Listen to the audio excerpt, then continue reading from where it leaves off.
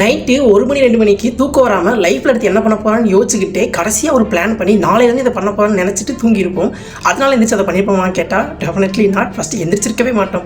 எதனாலன்னு சொல்கிறேன், கிளியராக அண்டர்ஸ்டாண்ட் பண்ணிக்கோங்க. நைட்டு யோசிக்கும் போது இதெல்லாம் பண்ணால் இந்த ரிசல்ட்லாம் நமக்கு வரும், அதன் மூலிமா நம்ம சக்ஸஸ் ஆகிடும்னு சொல்லி எல்லாத்தையுமே விசுவலைஸ் பண்ணி பார்ப்போம். அது ஒரு இமேஜினேஷன் வேர்ல்டு. ஆனால் அதே காலையிலங்கும் போது எக்ஸிக்யூஷன் பார்ட், அங்கே நம்ம மைண்ட் ஒரு 10 விஷயம் எழுதி வச்சுருக்கோம்னா அதில் எடுத்து பார்க்கும்போது எது ஈஸியாக இருக்கோ அதை பண்ணு அப்படின்னு அதுவே நம்மளை ஒரு கம்ஃபர்ட் ஜோனுக்குலாம் தள்ளி விட்டுரும். ஸோ அதனால தான் நம்மளால் நைட் நினச்சதை காலையில் பண்ணவே முடியாமல் போகுது.